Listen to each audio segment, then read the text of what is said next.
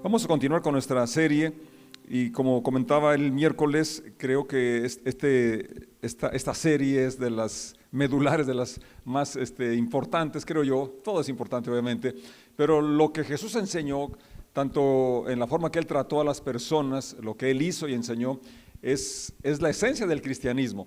Y David nos compartió de una forma muy amplia la introducción a esta serie, como las bienaventuranzas son principios que van a traernos felicidad, que somos bienaventurados cuando practicamos esas cualidades que Jesús está diciendo que caracterizan a sus seguidores. Y aplicando esos principios, entonces es que dice el Señor que cuando así vivimos somos la luz del mundo, la sal de la tierra, lo que preserva la vida, lo que ilumina, lo que guía para tomar decisiones sabias y acertadas, es cuando seguimos estas instrucciones que Él nos deja. Y en esa misma temática, sobre el Sermón del Monte, el versículo 21 del capítulo 5 de Mateo, ahora está enseñando acerca del enojo. ¿Quién no se ha enojado? ¿Quién no se ha enojado? ¿Quién es como los López, que son fáciles de enojarse? Bueno, porque decimos, no, se le subió lo Parra, se le subió lo Ramírez, se le subió, según el apellido. Bueno, lo cierto es que se nos sube lo humano, porque no hay raza o apellido que diga que es muy tranquilo, pero la verdad el Señor nos da herramientas de cómo poder vencer esa situación que pudiera ha destruido relaciones, que ha causado tantos estragos. Y precisamente el verso 21 de Mateo 5 dice: ¿han oído que a nuestros antepasados se les dijo no asesines? Si cometes asesinato quedarás sujeto a juicio. Pero yo digo, es decir, el mismo que dijo, o el legislador dice ahora, aun si te enojas con alguien, quedarás sujeto a juicio. Si llamas a alguien idiota, corres peligro de que te lleven ante el tribunal. Y si maldices a alguien, corres peligro de caer en los fuegos del infierno. Por lo tanto, si presentas una ofrenda en el altar del templo y de pronto recuerdas que alguien tiene algo contra ti, deja la ofrenda allí en el altar, anda y reconcíliate con esa persona. Luego ven y presenta tu ofrenda a Dios. Cuando vayas camino al juicio con tu adversario, resuelvan rápidamente las diferencias. De no ser así, el que te acusa podría entregarte al juez, quien te entregará a un oficial y te meterán en la cárcel. Si eso sucede, te aseguro que no te pondrán en libertad hasta que hayas pagado el último centavo. Oremos. Padre, gracias por la vida que nos das, por tu misericordia que es nueva esta mañana, y gracias porque podemos reunirnos y escuchar y aprender, y confesamos que tu palabra es prosperada en aquello para lo cual la has enviado, y que somos hacedores de lo que tú nos enseñas, con tu gracia, con tu ayuda. En el nombre de Jesús decimos amén, amén. El verso 20 es el contexto de lo que aquí está hablando el Señor, y dice: les advierto, a menos que su justicia supere a la de los maestros de la ley religiosa y a la de los fariseos, nunca entrarán en el reino de los cielos. Entonces empieza a describir cómo se manifiesta la justicia superior a la de los escribas y fariseos, que ellos se conforman con la letra, con lo externo, con la apariencia, podríamos decir, pero el Señor va más allá, va a lo profundo, al corazón, a de donde surgen las acciones y las palabras. Y los escribas pues eran los que transcribían los escritos, los fariseos eran los más apegados a la escritura, y el Señor dice que nuestra justicia debe ser mayor a la de ellos, y la justicia mayor es esa que se recibe por la fe en lo que Jesús hizo. Es cuando aceptamos ese regalo que Él nos da, que reconocemos que su muerte fue en nuestro lugar. Justificados pues por la fe tenemos paz para con Dios por medio de nuestro Señor Jesucristo. Esa es la justicia mayor que la de los escribas y los fariseos. Pero entonces, para darnos un ejemplo de cómo debería ser mayor, es que no te conformarás con decir, bueno, yo no mato a nadie, no he matado a nadie. Pero ¿qué tal? ¿Te has enojado con alguien? La respuesta sería sí, ¿verdad? Todos nos hemos enojado en algún momento con alguien, con nuestros hijos, nuestro cónyuge, nuestros hermanos, no sé, aquel que se te metió cuando tú ibas a dar vuelta y de repente otro vehículo se atraviesa, o alguien en bicicleta, alguien en motoneta, en motocicleta, no sé. Muchas razones a veces tenemos para justificar nuestro enojo, y es importante ver cómo el enojo puede traer consecuencias fatales y podemos hacer o decir cosas que después nos arrepentimos y algunas ya quizás no tengan reparación, como el ejemplo que tenemos en Génesis cuando Caín se deja llevar por la ira. En el capítulo 4 del primer libro de la Biblia encontramos en el versículo 5, en la versión Dios habla hoy, que dice lo siguiente: pero no miró así a Caín ni a su ofrenda, por lo que Caín se enojó muchísimo y puso muy mala cara. Así sucede cuando nos enojamos, ¿verdad? Ponemos muy mala cara. Algunos cambian de color, rojo, verde, no sé, como el Hulk, ¿verdad? El problema aquí, fíjense, es que la comparación es una causa de enojo y es el caso de Caín. Él se está comparando con Abel.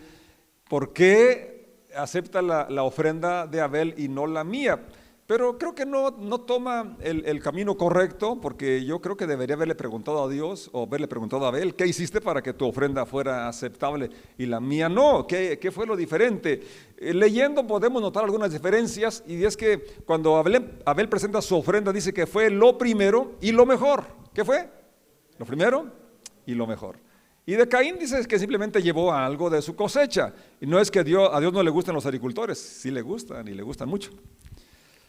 Pero el asunto aquí es, en cuanto al presentar las ofrendas, fue el principio de antes y el mismo de hoy, que es lo primero y lo mejor.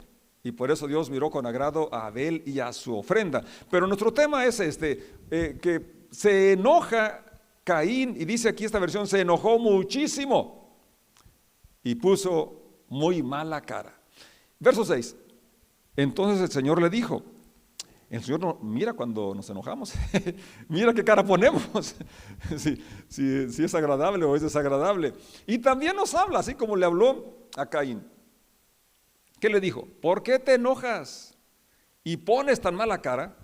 Si hicieras lo bueno, podrías levantar la cara. Pero como no lo haces, el pecado está esperando el momento de dominarte. Aún no lo dominaba. A veces que la ira llega, se enciende el furor y todavía estás a tiempo de detenerte, no decir aquello que pensaste, no hacer aquello que sientes el impulso de hacer. Eso es importante, y lo que sigue es más importante aún. Fíjate lo que dice Dios: sin embargo, tú puedes dominarlo a él. Dígalo conmigo: tú puedes dominarlo a él. Hágalo personal. Yo puedo dominar la ira.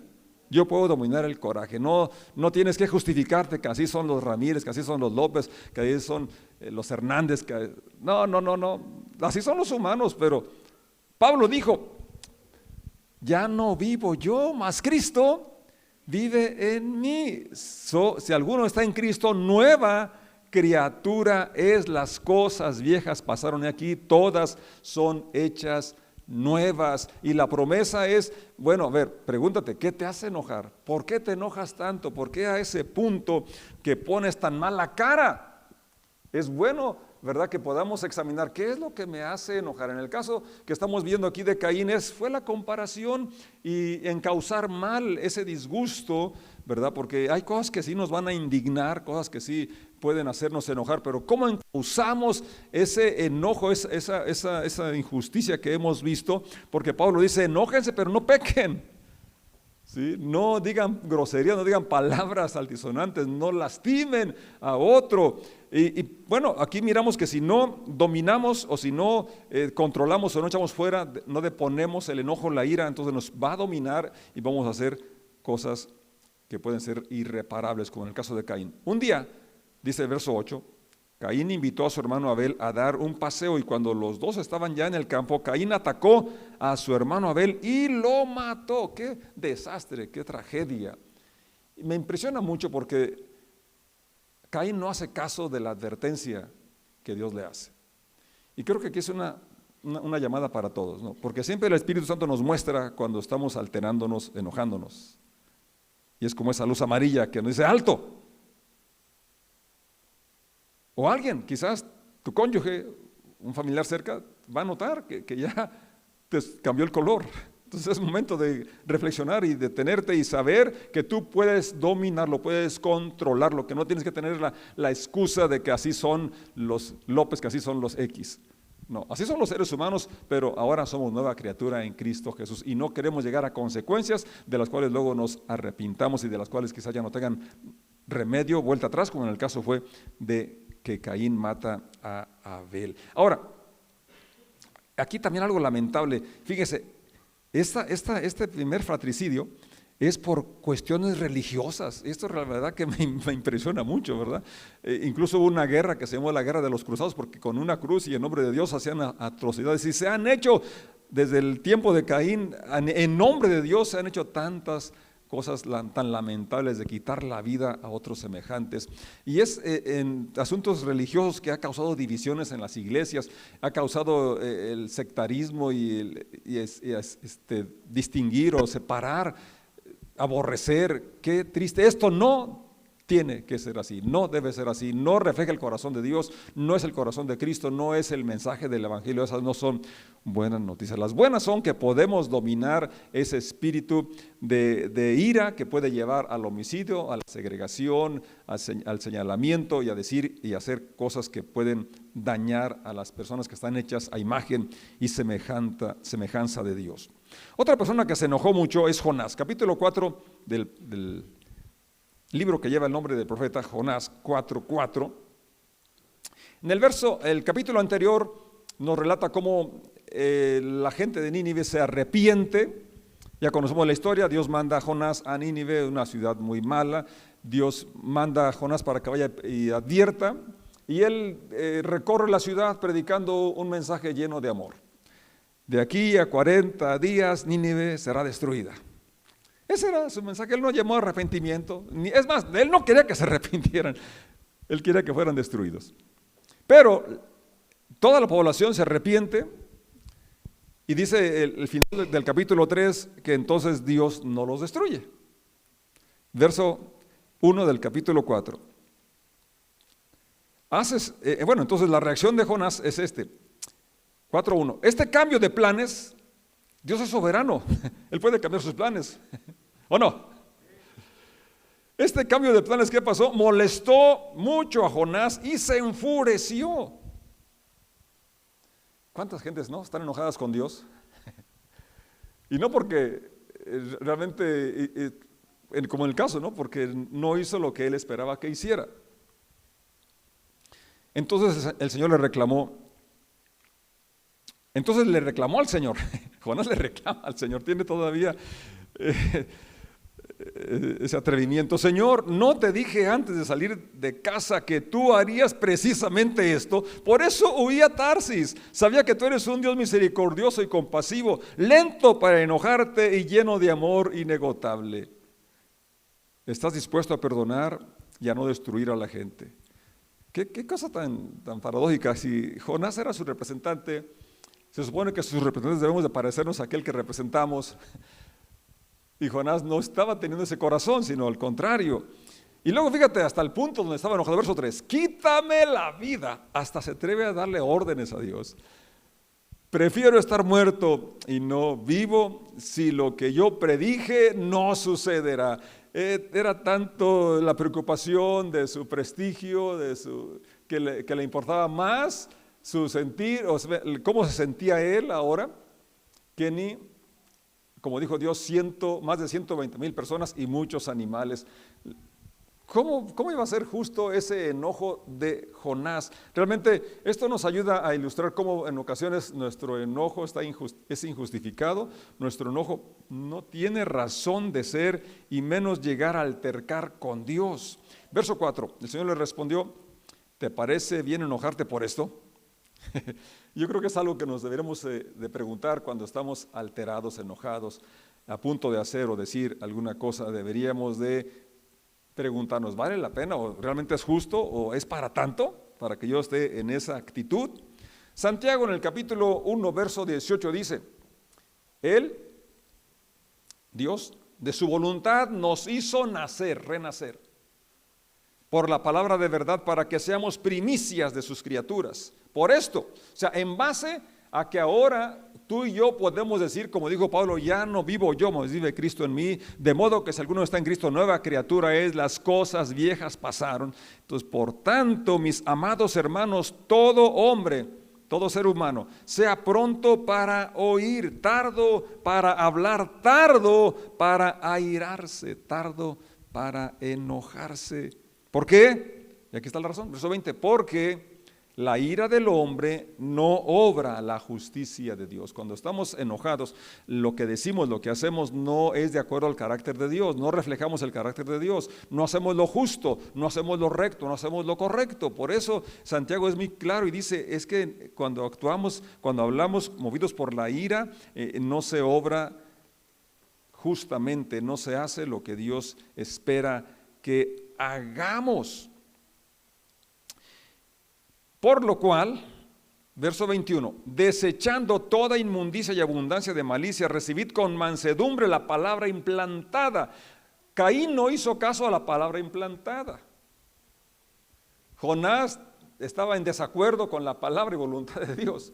Entonces tú y yo necesitamos recibir la palabra y corregir nuestro carácter. Sed, verso 22, pero sed hacedores de la palabra y no solamente oidores, engañándonos a vosotros mismos. Pablo en la carta a los Colosenses capítulo 3 verso 12 dice, dado que Dios los eligió, fíjate una vez más, cuando nos habla del carácter, cuando nos habla de los cambios que estamos en este proceso, siempre se basa en estas dos verdades, el principio del nuevo nacimiento, la nueva criatura que somos y lo que Dios está haciendo en nosotros, la obra que Él va a perfeccionar en cada uno de nosotros, dado que Dios los eligió, dice Colosenses 3, verso 12, para que sean su pueblo santo y amado por Él. Ustedes tienen que vestirse de tierna compasión. Cada uno se viste de acuerdo a la ocasión, ¿verdad? Si vas a trabajar, no vas a llevar la ropa que traes hoy, bueno, a menos que trabajes en una oficina. Pero si son como yo que trabajan en el campo, o un mecánico, se pone la ropa adecuada para esa labor. ¿Me explico? Entonces nosotros tenemos ya conciencia, tenemos memoria de qué cosas provocan o alteran nuestro temperamento que nos pudieran hacer enojar. Cuando yo regresaba de trabajar, cuando mis hijos estaban chicos y venía cansado y con hambre, era más fácil que me enojara. Y yo lo noté. Entonces yo estuve consciente que tenía que tener más dominio propio al llegar a la casa cansado y con hambre, y no por eso era un pretexto o una razón para que me enojara con mis hijos. Y muchas veces esa es la razón que damos para enojarnos. Es que estoy muy cansado, es que tengo mucha hambre. ¿Y qué? ¿Y qué? Vístase, o sea, anticípese a esa situación, ya la conoce. Ahora el consejo es vístase de compasión, de bondad, humildad, para reconocer que también somos lentos en ocasiones en cosas que no tenemos práctica, porque es una de las cosas que a mí me enojan, ¿verdad? Que no hagan las cosas rápido y bien hechas. Mi papá tenía una frase y se la aprendí: hagan las cosas rápido, de buena gana, sin rezongar. Eso queremos todos los papás, ¿verdad? De los hijos. Y luego queremos que hagan las cosas bien hechas, como si tuvieran la experiencia que tenemos nosotros. La humildad es reconocer nuestras limitaciones, que también nos equivocamos, que también para unas cosas no tenemos la habilidad que tenemos en algunas. Gentileza, paciencia. Verso 13, sean comprensivos con las faltas de los demás, porque somos imperfectos y estamos rodeados de personas imperfectas también. Y hace falta que, aquí dice, seamos comprensivos con las faltas de los demás y perdonen a todo el que los ofenda. Pablo estaba consciente que en una relación interpersonal, familiar, laboral o donde sea, va a haber situaciones que nos ofendan, va a haber faltas que consciente o inconsciente, queriendo o sin querer queriendo, van a suceder. ¿Sí o no? Y el consejo es muy claro: perdonen al que los ofenda. Recuerden que el Señor los perdonó a ustedes, así que ustedes deben perdonar a otros también. Verso 14, sobre todo, vístanse de amor, lo cual nos une a todos en perfecta armonía, y que la paz que viene de Cristo gobierne en sus corazones, pues como miembros de un mismo cuerpo, ustedes son llamados a vivir en paz y sean siempre agradecidos. La vida es muy breve, necesitamos disfrutarla y para eso se requiere vivir en paz, y para vivir en paz tenemos que despojarnos de la ira, de la impaciencia, de eso que hace fricción en las relaciones, que distancia las relaciones. Por eso el Señor no podía ser más claro: si vienes a la reunión, vienes al culto, vienes y traes tu alabanza, tu ofrenda, pero te acuerdas que tu hermano tiene algo contra ti, tú no tienes nada contra él, pero hay una relación ahí distante, rota, dice, deja la ofrenda y ve y reconcíliate primero, para que no pase lo que a Caín, ¿verdad? Que no le agradó a Dios ni la ofrenda ni a Caín. Entonces, reconciliación es importante y es lo que Dios espera que hagamos, ya sea con el vecino, con alguien de tu familia, con quien haya un distanciamiento, debe de haber una reconciliación. Y Pablo dice, en lo que dependa de ustedes tengan paz con todos, que no quede por ti. Que el mensaje de Cristo con toda su riqueza llene sus vidas. Enséñense y aconséjense unos a otros con toda la sabiduría que Él da. Canten salmos e himnos y canciones espirituales a Dios con un corazón agradecido. Todo lo que hagan o digan, háganlo como representantes del Señor. ¿Cómo es Él? Lento para la ira, gran misericordia, grande en misericordia. Dios nos permita tener esta disposición de escuchar sus consejos, y como el salmista también escribe, que te despojes de la ira, que te quites el enojo. Y para esto pues es importante dejar que el Espíritu Santo nos gobierne nuestro corazón, porque el fruto del Espíritu es gozo, paz, paciencia, tolerancia, dominio propio. Y eso es lo que ahora está a nuestra disposición. Vamos a estar de pie, darle gracias a Dios, porque Él conoce nuestra debilidad, conoce nuestra necesidad.